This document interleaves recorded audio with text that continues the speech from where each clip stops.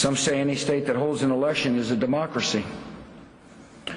But true democracy requires vigorous political parties allowed to engage in free and lively debate. There has evolved a political duopoly in the United States in which the two political parties agree to agree on certain things and agree to disagree on others.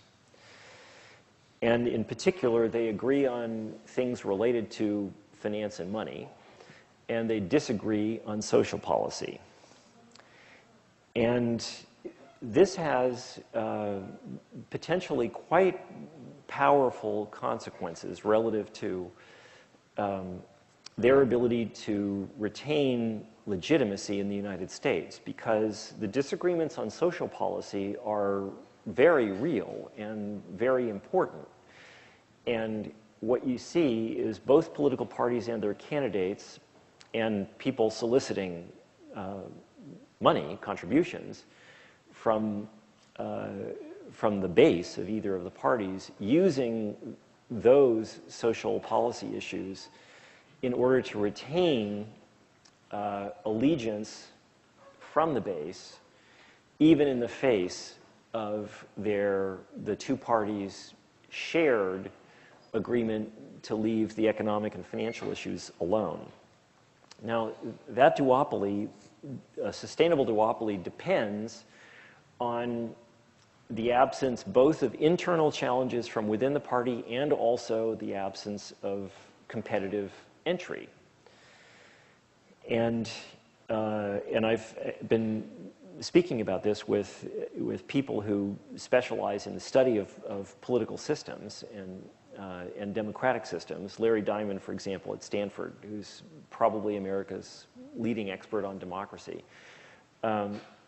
And Larry in particular thinks that the lack of a parliamentary system and the lack of ranked order voting are very important necessary conditions to the sustainability of this political duopoly. So why in the face of this is there not a more organized response, either independent of political parties or an attempt to create a third political party? And the answer is that if you look at the recent history of third parties in the United States, particularly those on the left, the last reasonably clean example would be Ralph Nader. What you see is that because of the lack of a parliamentary system and because of the lack of ranked order voting, the effect of a small fraction of the population going to a third party is to defeat the neighboring party in political terms. And so that also serves as a reinforcement to the political duopoly. And my sense in talking with I don't have much contact. I have some with senior people in the Republican Party. I have a fair amount of contact with senior people in the Democratic Party. And my quite strong sense is that this is something that is now explicitly understood.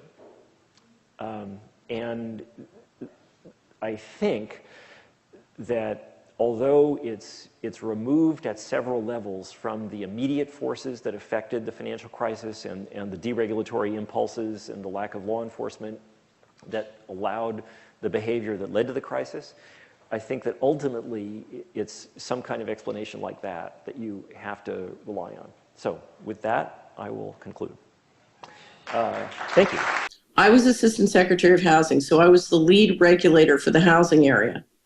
And it's very interesting, Max, because I left Washington in 1998, and I kept saying to people, look, they're engineering a housing bubble. This is going to destroy the country. It's going to bankrupt the country. As we're talking about a model which is not just fraud. It is the model. It's the plan. It's the governance model. It's the way things are.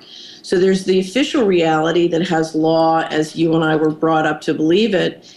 And then we have a system which believes it's above the law. I mean, I literally had the Secretary of HUD once say to me, look, I don't have to pay attention to the law. I don't have to obey the law. I report to a higher moral authority. So we have the planet run under a model that's operating under a different set of rules and laws that we believe the law to be.